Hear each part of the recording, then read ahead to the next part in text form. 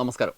സിനിമകളൊക്കെ കാണുമ്പോൾ സിനിമയിലെ കഥാപാത്രങ്ങളെ നമ്മൾ ശ്രദ്ധിക്കാൻ വേണ്ടി ആ കഥാപാത്രങ്ങളുടെ ഐഡൻറ്റിറ്റി മനസ്സിലാകുന്നതിന് വേണ്ടി ചില ചിഹ്നങ്ങൾ കാണിക്കും. ആ കഥാപാത്രം എന്താണ് ജോലി ചെയ്യുന്നത് എന്ന് മനസ്സിലാക്കുന്നതിന് വേണ്ടിയിട്ടാണ്. അങ്ങനെ പറയുമ്പോൾ പെട്ടെന്ന് നമുക്ക് ഓർമ്മ വരുന്നത് ഡോക്ടർമാരുടെ കഥാപാത്രങ്ങളെയാണ്. ഡോക്ടർ ഒരു കാര്യമില്ലെങ്കിലും ബാത്റൂമിൽ പോകുമ്പോൾ ആണെങ്കിൽ പോലും കഴുത്തിലൊരു സ്റ്റെതസ്കോപ്പ് ഉണ്ടാവും. കാരണം എന്താ വെച്ചാൽ ഇത് ഡോക്ടറാണെന്ന് നമുക്ക് മനസ്സിലാവണമല്ലോ. ഈ സ്റ്റെതസ്കോപ്പ് എന്ന് പറയുന്നത് ഡോക്ടറെ തിരിച്ചറിയാനുള്ള ഒരു ഐഡൻറ്റിറ്റി, ഒരു സിമ്പലാണ്. ഇത് പല സാഹചര്യങ്ങളിൽ ഇപ്പോൾ ഡോക്ടറെ കാണുമ്പോൾ ഡോക്ടർമാർ സാധാരണ പരിശോധിക്കുന്ന സമയത്ത് സ്റ്റെതസ്കോപ്പ് ഉണ്ടാവും. നമ്മൾ എല്ലാ കാര്യങ്ങളിലും ലോകത്ത് മാറ്റങ്ങളുണ്ടായി. സ്റ്റെതസ്കോപ്പിൽ എന്താണ് മാറ്റമില്ലാത്തത്? സ്റ്റെതസ്കോപ്പ് മാത്രം മാറില്ല, അതിന് പകരം ഉപകരണമൊന്നും കണ്ടുപിടിച്ചില്ലേ എന്നുള്ള ചോദ്യങ്ങൾ പലപ്പോഴും നമ്മൾ സ്വയം ചോദിച്ചിട്ടുണ്ടാവും. കഴിഞ്ഞ ദിവസങ്ങളിലാണ് അത്തരത്തിലൊരു വാർത്ത മാധ്യമങ്ങളിലൂടെ നമ്മൾ വായിച്ചത്. സ്റ്റെതസ്കോപ്പ് മാറുന്നു, ഇനി AI ലേസർ ക്യാമറ വരികയാണ്. നമ്മളെ നെഞ്ചിലിങ്ങനെ വെച്ച് നോക്കുന്ന സ്റ്റെതസ്കോപ്പ് ഇനി വേണ്ട, പകരം ഈ ലേസർ ക്യാമറ വെച്ചിട്ട് നെഞ്ചിലേക്ക് ലേസർ കിരണങ്ങൾ വഴി ഇത് മനസ്സിലാക്കാൻ പറ്റും. ഇതിനൊന്നുമല്ല ഞാൻ പറയുന്നത്. എന്തിനാണ് സ്റ്റെതസ്കോപ്പ് ഉപയോഗിക്കുന്നതെന്ന് നമ്മൾ ആലോചിച്ചിട്ടുണ്ടോ? പലപ്പോഴും നെഞ്ചിടിപ്പ് നോക്കുന്ന കാണാം, അല്ലാതെ ഇങ്ങനെ നെഞ്ചത്ത് വെച്ച് നോക്കുന്ന കാണാം. അതിൻ്റെ സംശയം നമ്മൾ ഒരു ഘട്ടമൊക്കെ കഴിയുമ്പോൾ, കുട്ടി കാലമൊക്കെ കഴിഞ്ഞിട്ടാണ് നമുക്ക് മനസ്സിലാവുക അതിനുള്ള ഉത്തരം. എന്നാൽ സ്റ്റെതസ്കോപ്പിൻ്റെ ഉപയോഗം, അത് എന്തിനാണ് ഉപയോഗിക്കുന്നത് എന്ന് നമുക്കറിയില്ലായിരിക്കാം. ആരോഗ്യവുമായി ബന്ധപ്പെട്ട്, മെഡിക്കൽ സയൻസുമായി ബന്ധപ്പെട്ട് നമുക്ക് ലഭിക്കേണ്ട, നമ്മുടെ ഉള്ളിലുണ്ടാകുന്ന സംശയങ്ങൾക്കുള്ള ഉത്തരം കുട്ടികൾക്ക് മനസ്സിലാകുന്ന രീതിയിൽ പ്രസിദ്ധീകരിച്ച ഒരു ബാലസാഹിത്യകൃതി പരിചയപ്പെടുത്താനാണ് ഞാൻ ഇത്രയും പറഞ്ഞത്. കൊച്ചുമാ കഥകൾ എന്ന ഡോക്ടർ ഷബ്ന എസിൻ്റെ പുസ്തകമാണ്. കൊച്ചുമാ കഥകൾ എന്ന പുസ്തകം കൊച്ചു എന്ന് പറയുന്ന ഒരു കുട്ടിയുടെ ഡയറി കുറിപ്പുകളിലൂടെയാണ് സഞ്ചരിക്കുന്നത്. ആ കുട്ടിക്ക് ഒരു ദിവസം രാവിലെ മുതൽ ഉണ്ടാകുന്ന സംശയം, കൊച്ചുവിൻ്റെ അമ്മയോട് സംശയ നിവാരണത്തിനായി ഉള്ള ചോദ്യങ്ങൾ, ഉത്തരങ്ങൾ, ഇതൊക്കെ കണ്ടതിന് ശേഷം കൊച്ചു അവൻ്റെ ഡയറിയിലൂടെ സഞ്ചരിക്കുകയാണ്. ആ ഡയറി കുറിപ്പുകളാണ് നമ്മുടെ മുന്നിലുള്ളത്. ഈ പുസ്തകം നമ്മുടെ മുന്നിൽ അത് ആണ് അവതരിപ്പിക്കുന്നത്. അവനുള്ള സംശയം നമ്മുടെ കൂടി സംശയമാണ്. ഒരുപക്ഷെ ബാലസാഹിത്യകൃതി എന്നൊക്കെ GV ബുക്സിൻ്റെ ഈ പുസ്തകം നമുക്ക് പറയാമെങ്കിലും പക്ഷേ അങ്ങനെയല്ല. അങ്ങനെ മാത്രമല്ല, മുതിർന്ന ആളുകൾക്കും നമുക്ക് ഓരോരുത്തർക്കുമുള്ള നിരവധി സംശയങ്ങളുടെ ഉത്തരമാണ് ഈ പുസ്തകം മുന്നോട്ട് വയ്ക്കുന്നത്.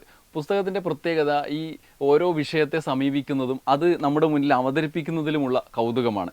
ഉദാഹരണത്തിന് ഉറക്ക ദിനത്തിലെ കൊച്ചുവിൻ്റെ ഡയറി എന്നൊരു അധ്യായമുണ്ട്. കൊച്ചു ഉറക്ക ദിനത്തിൽ എഴുതുന്ന ഡയറിയിൽ കൊച്ചുവിൻ്റെ പ്രധാന സംശയം ഉറക്കത്തെക്കുറിച്ചാണ്. നിസ്സാരനല്ല നിദ്ര എന്ന് പറഞ്ഞ അതുമായി ബന്ധപ്പെട്ട അധ്യായം ഡോക്ടർ ഷബ്ന എസ് എഴുതി തുടങ്ങുന്നത് ഇങ്ങനെയാണ്: പകൽ നന്നായി അധ്വാനിച്ചാൽ രാത്രി നന്നായി ഉറക്കം വന്നോളും. നമ്മൾ സ്ഥിരം പറയുന്നതാണ്. ഒന്നും ചെയ്യാതെ കുത്തിയിരുന്നിട്ടാണ് ഉറക്കം വരാത്തത്. ഉറക്കം വരാത്തത് നല്ലതല്ലേ? ഞാനൊക്കെ ഉറക്കം അധികമായിട്ടാണ് ബുദ്ധിമുട്ടുന്നത്. ഉറക്കത്തെക്കുറിച്ച് ഇനിയും പരസ്പര വിരുദ്ധമായ ഇത്തരം തോന്നലുകൾ നമുക്കുണ്ടാകും. എന്നാൽ ഉറക്കമില്ലായ്മ അല്ലെങ്കിൽ ഉറക്കക്കൂടുതൽ എന്നുള്ളതൊക്കെ ആരോഗ്യ പ്രശ്നങ്ങളാണ്. പൊതുസമൂഹം നമ്മളിങ്ങനെ പല രീതിയിൽ പ്രതികരിക്കുമെങ്കിലും ഉറക്കമില്ലായ്മ എന്നത് ഒരു നിസ്സാര പ്രശ്നമല്ല. ഉറക്കക്കുറവ് എന്നുള്ളത് മാത്രമല്ല, ഉറക്കക്കൂടുതൽ എന്നുള്ളതും പ്രശ്നമാണ് എന്നാണ് ഡോക്ടർ പറയുന്നത്. ഈ കുറിപ്പിൽ നമുക്ക് അറിയാത്ത പല കാര്യങ്ങളും ഉണ്ടെങ്കിലും എല്ലാ ദിവസവും നമ്മൾ കടന്നു പോകുന്ന പ്രശ്നങ്ങളാണ് അവതരിപ്പിക്കപ്പെടുന്നത്.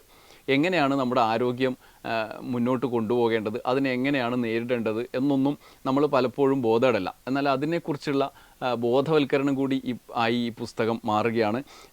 നിദ്രയുമായി ബന്ധപ്പെട്ട പലവിധ കാര്യങ്ങൾ വളരെ ലളിതമായി നമുക്ക് പറഞ്ഞു തരാൻ ഡോക്ടർ ഷബ്ന എസിന് കഴിയുന്നുണ്ട് എന്നുള്ളതാണ്.